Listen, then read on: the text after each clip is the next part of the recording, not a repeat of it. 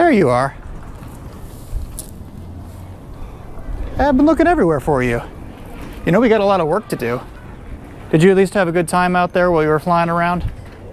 I know it's a very pretty area. So come with me, let's get back to work.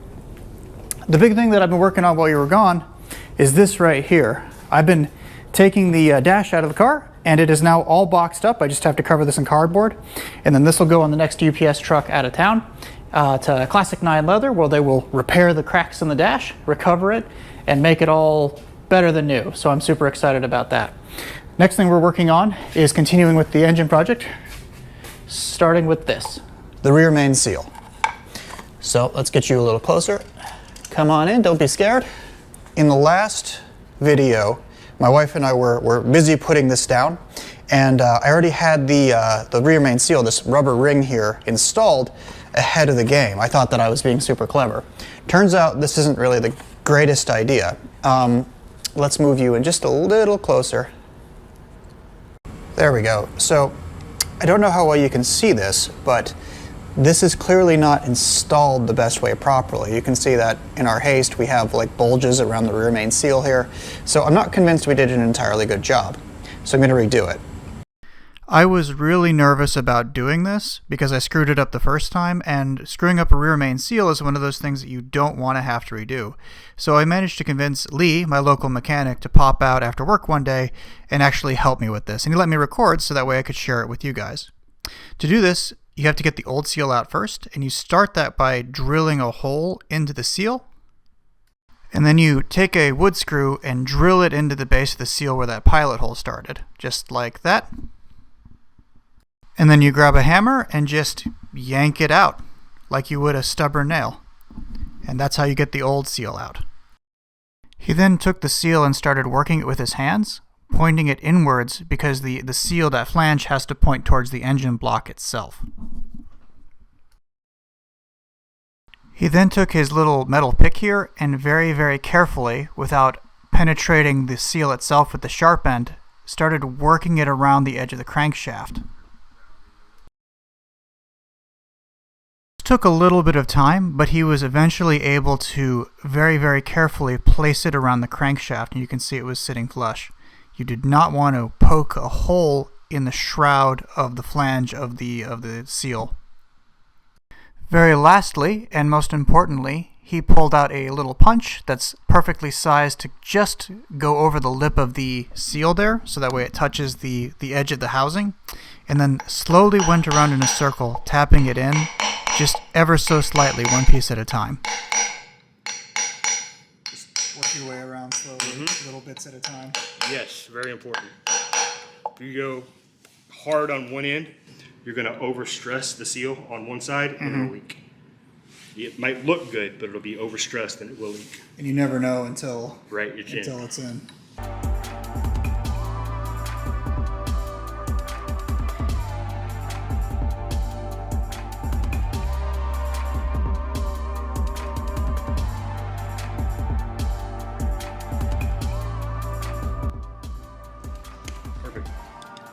And you can tell because it's flush with the outside there. Alright, so while we're in the back of the engine, we're going to move on to installing the rear coolant flange. This will hook up with things like the heater core and some of the other components of the engine. It's been perfectly billeted out for this step. Since we have the timing chain cover on, that's what we're going to move on to. You can see that this will just slide on over top of the studs that exist there. But first, we have to add some stuff on the inside. So there's two gaskets that come. One that's rubber, and that just sits around on the inside like that. You'll see it nestle in. And then the second is plastic, and this is really neat because it's actually got these little cutouts that show you exactly where it needs to go. So let's see, right there, you can see that it's spit specifically to go into these little cutouts there. We'll go ahead and slide it on the top of the studs. And then they came with these, the kit came with a pair of bolts that you're going to use. There are stock ones that go in this place, but these ones are probably better. They are nylon locking nuts. And you just throw them over the top there and tighten them down. And that's one last thing. I'm going to tape over the outsides of these flanges for now, so that way nothing gets into the coolant system. Right next to the flange is this little place where you install the block-off plate. This came with the kit as well.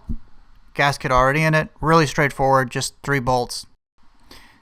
Line them up, screw them down, make them hand tight, you know, firm. Pretty straightforward, not much to say about this part. Next step is the oil filter adapter. You can see that that's where the oil filter is going to screw on, I believe. I should probably order one of those. I don't know what size it needs to be. But this comes with a bolt on the top here, and then a couple of bolts here as well. So we'll get those on next. All right, so a couple of things to bring to light here. First of all, this is that oil adapter housing. The bolt, it goes in oriented like this. So the part for the filter where that goes towards the front of the engine. The 2 holes that you're going to screw stuff into looks like it's the top one here and the bottom one here. And the 2 bolts that come with it are slightly different sizes. So one is slightly longer than the other one. Yeah, you can kind of see that there, only just. And the reason why is that on the top part, this part is actually shorter or thinner, and the bottom part is a little bit thicker. So I don't know this for certain, but logic would seem to dictate that that's where they go. So short one in the top.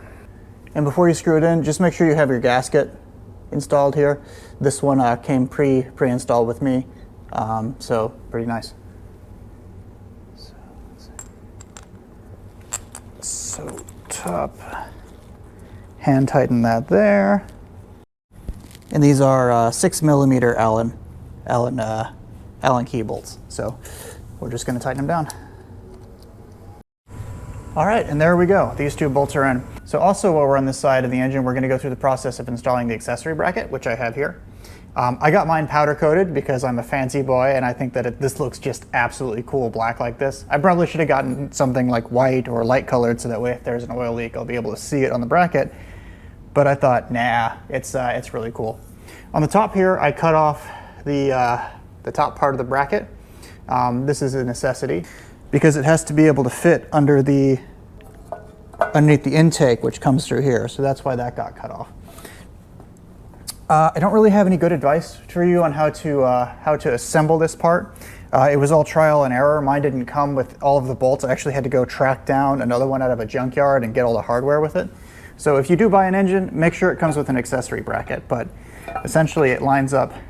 I will say, do not install the pulleys before you have the bracket on the side of the block. Otherwise you cannot get to the bolts that you need to. So bracket on first, and then pulleys. And we're just going to go ahead and go around and try to screw these in one at a time.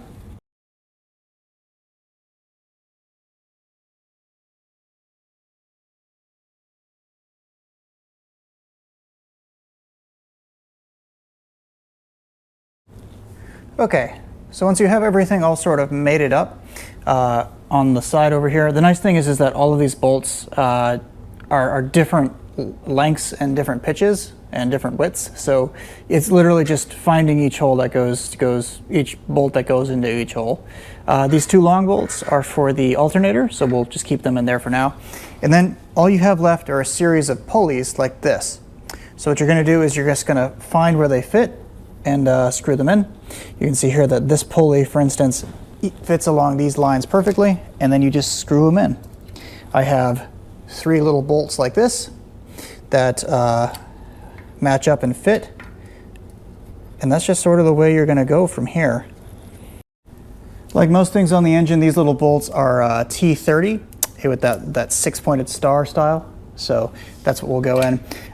If you're smarter than I am, maybe you put some of these pulleys on before you attach the accessory bracket to the engine.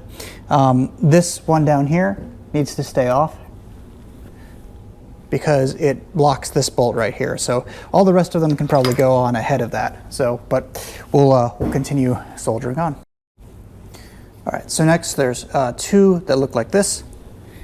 This one here and this one there. You can see they're slightly different, but once again, the engineers have made this a little bit easy to figure out.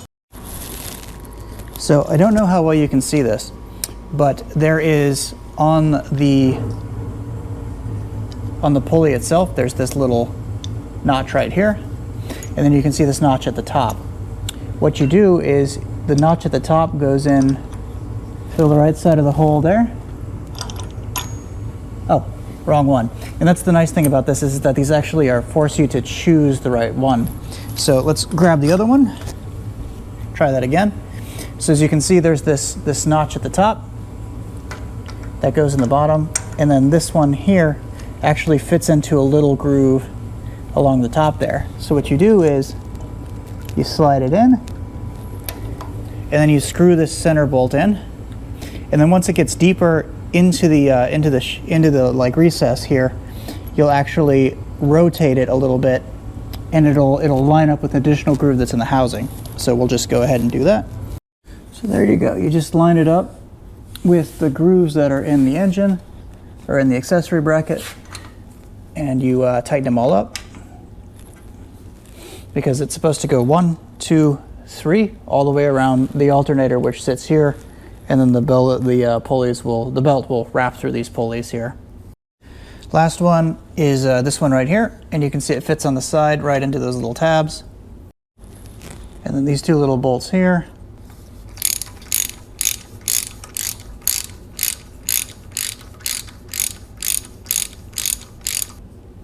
So yeah, lesson learned here, I would say that I would put all of the wheels back on the accessory bracket before you get it back onto the car, with the exception of this one right here. All right, we've got all the pulleys on, we've got the accessory bracket back on. We can go ahead and move on to the power steering adapter. One last thing we need to do down here on the pulleys, and that is to yank this one off. It is a 16 millimeter bolt.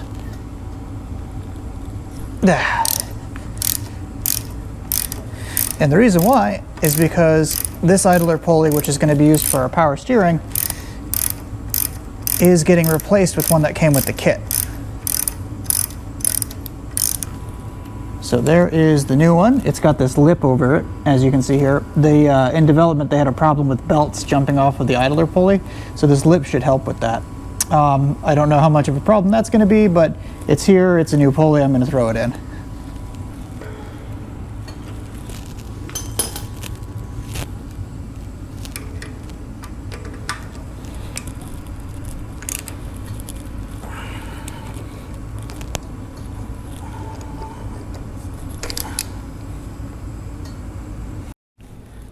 All right, we're moving over to the bench for just a second to get ready to put the power steering stuff together. So it's made up of a few different pieces.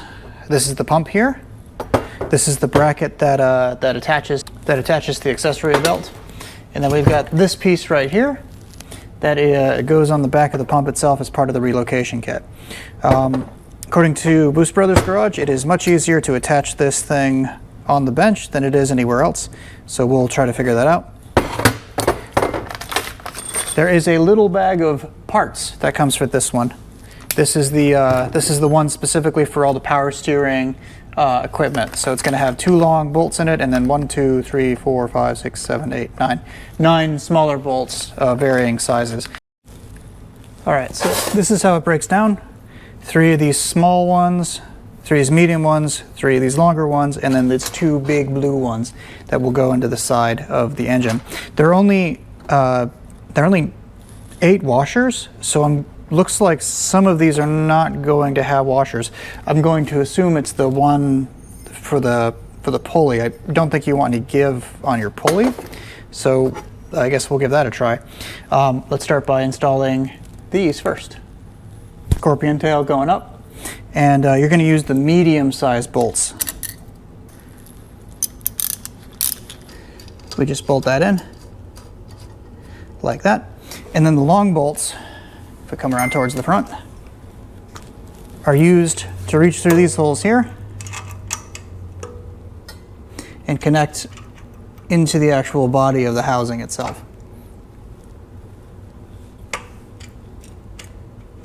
So we'll get those all hand tightened or hand threaded and then bolted down. And then the last pieces, the The little three small ones without washers are used to fasten the pulley into the actual, well, other pulley thing, I guess. So that is all three of the pieces for the power steering pump. I'm going to get them fastened in and then I'll show you what it looks like. So slight correction, these bolts it's just such a tight fit, like they feel like they should be a little longer. I actually just pulled the washers out because they're just acting as spacers and it's not hooking up. So I guess the washers go around the other bolts. It is a very fine fit on these. We're going to tighten them down. All of this is aluminum, so I'm trying not to honk on it too hard because I've had enough problems with aluminum coming apart. All right, so let's see. Yeah, actually, check that out. There is little gaps in the metal there for where the washers are supposed to go. So that is a good tip off. All right, and there we go. Power steering pump and fully on the engine.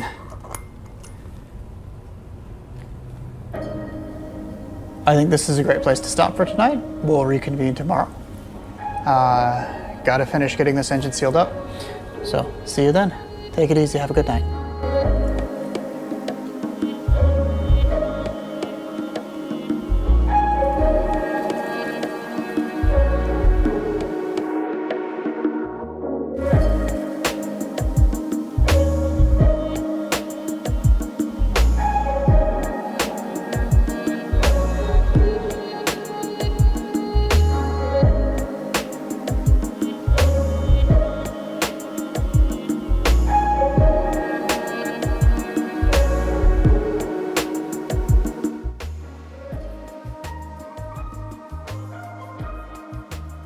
Oh, hey, welcome back.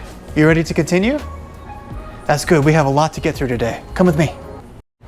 So come in and take a closer look. We have a few more things that we have to get knocked out before the end of this video.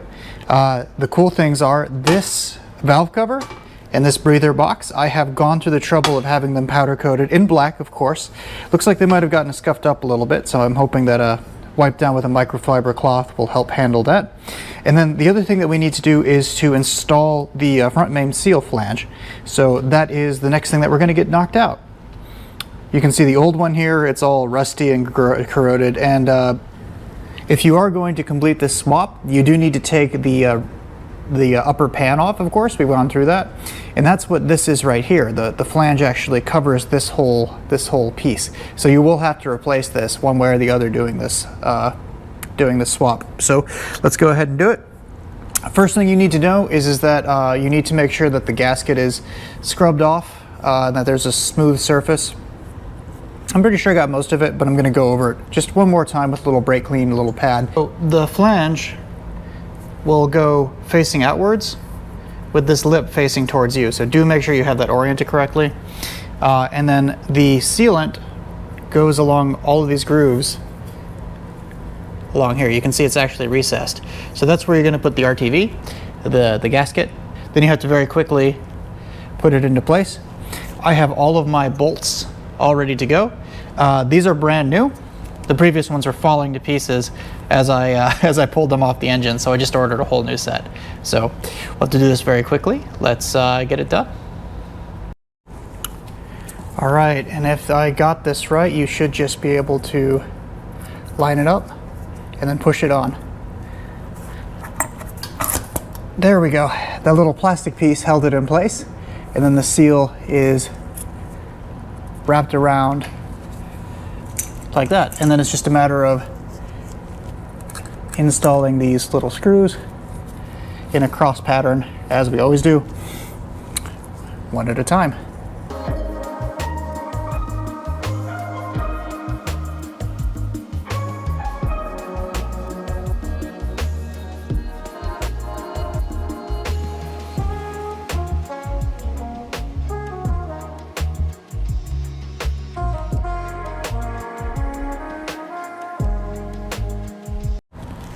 And there we go. Easy as that. All right, I hope you're as excited as I am. We're getting ready to seal up the engine, so now I don't have to worry about stuff getting inside of it. So this is the valve cover. I showed it to you a little earlier, but you can see here I was able to wipe it off, and mostly it's all cleaned up. You know, I'm going to put these microfibers down to keep it covered. The bag you're going to need is this one right here. It's going to have all the valve cover stuff, and you can tell it's the right one because it's going to have this foily stuff in it. And from what I understand, that's going to go inside of the breather box. And then sort of capture oil a little bit more efficiently. I don't really understand it, but that's what it's supposed to be. So let's go ahead and crack this open. All right, so I've had a chance to figure out what goes where. In this kit, you're going to have a couple of things that you're going to need. First of all, is this green stuff. This is some sort of Audi specific sealant designed to work with this engine. You can see here that it's called the green stuff because it is actually quite green. It's beautiful. So we're going to use that to hold things in place. Next, you'll see there's a whole series of long bolts like that. Those are what's going to fasten the valve cover into the block. There's also a series of 6 short ones like this. Those go into the breaker box, which attach it to the valve cover. I'm missing the gasket. That's getting sent out to me, so we'll install that at a later date. And then lastly, there's a bunch of little gaskets that come with it as well. So you see that there's these ones here. They actually go around the ignition coil holes. And then there's a bunch of smaller ones. I already have them kind of in place. They're a little difficult to get out, but they're there that wrap around the screw holes. Then lastly, there's this big long piece of gasket. This is new. In the first videos posted, they did not have an actual gasket for this billeted valve cover. It was something that has been added later, and in this case, we're just going to use the green stuff to kind of hold it in place. So we'll go through and get that done. Apologies about the messy footage here. Something about the frame rate and the way that I'm recording and the lighting that I'm using is making this weird shuddering sensation. So I've cut most of it out. Anyway, I just went along the groove with the green stuff and then slowly put the little gasket into the groove. This was kind of finicky and took a little while, and then afterwards I just sort of cleaned up all of the extra green goop that was all over the place. So take your time. Go through it very carefully and make sure it's sealed properly. Okay, here goes nothing.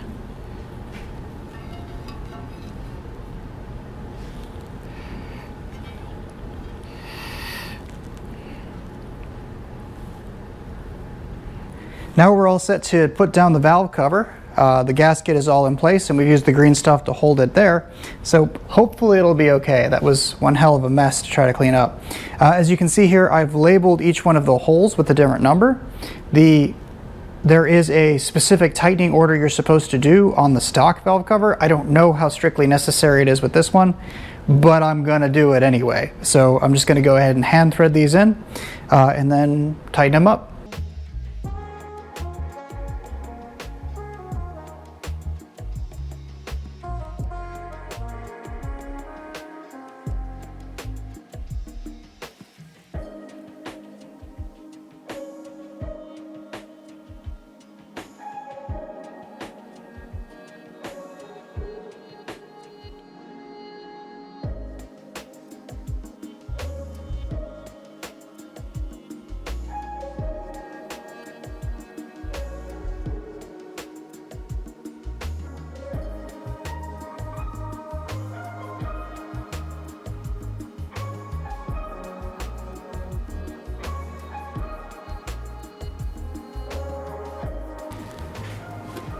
Well, I don't know about you guys, but I'm pretty wiped out. I think we still have one more thing we need to get due today.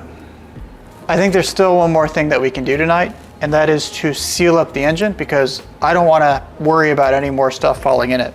So to do that, what we need to do is we need to install the spark plugs, and we'll also need to put the ignition coils over top of them. Now don't make fun of me, but I actually have a little bit of an embarrassing admission to make. See, I've never actually done spark plugs before. I have always owned Boxster boxer engines for the most part, and they're really a big pain in the ass to get to because they're on the sides. So I've never done it myself. So it seems ludicrous because I've taken an engine out of a car and I've been doing all of this stuff, but here we are. So you're going to be along with me to help me out. So if you see any mistakes, speak up, let me know. So the first thing that I know about spark plugs is that you have to gap them properly. So you can see there's a little gap that exists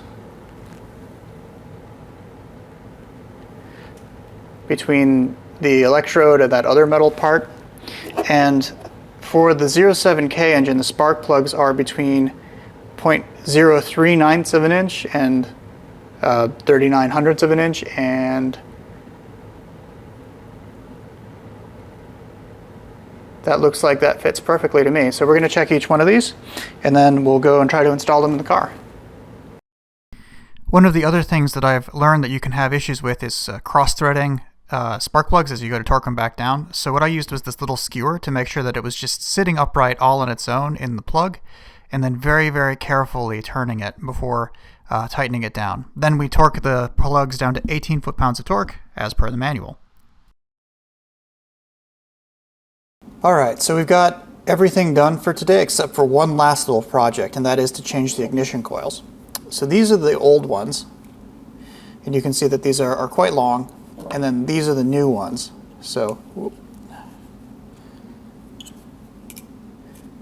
they're a little bit shorter, so that way they can fit into the engine. The problem is, and I don't know how well you can see this, but essentially these this little flange here at the bottom of the boot is completely different from the one that's here. So you have to modify them accordingly by cutting off this bottom here. Now, in the original kit, you actually, they said that you needed to swap one boot to the other, but in this case that won't be necessary. What we're going to be doing is just cutting off the ends here, and they should fit together. So I'm going to show you where that needs to be.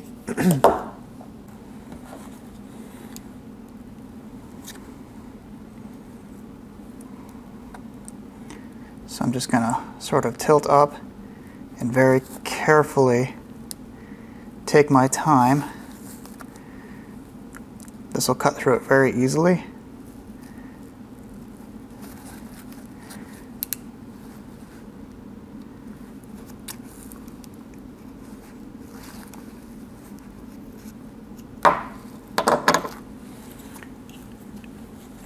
And then once you do a full rotation, it just comes apart.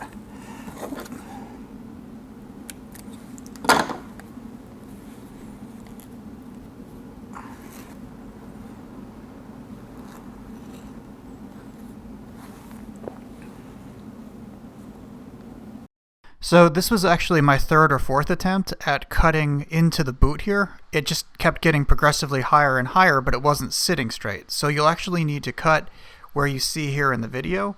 A little difficult to tell, but there's actually a plastic boot underneath the rubber one, and there's a couple of ridges in that. So that's where you're going to cut.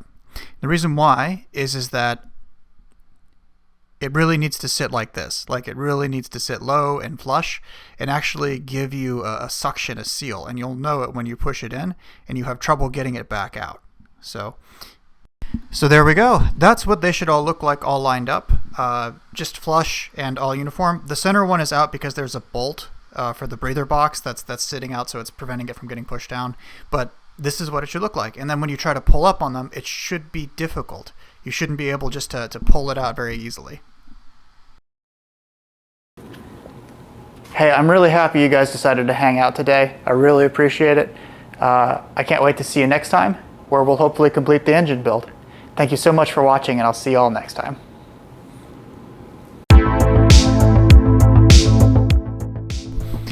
Just a couple final shout outs here. I just want to thank Lee from Four Seasons Auto out here for stopping by and helping me with the rear main seal. To my wife for being the camera person in a lot of these shots. She's really becoming more and more involved in the project, and I just want to thank her for that. And lastly, of course, to my friend Spencer for all of his help, and to Mike from Boost Brothers Garage, who's been spot checking me and making sure that I'm doing everything right. Thanks so much, guys. See you in the next video.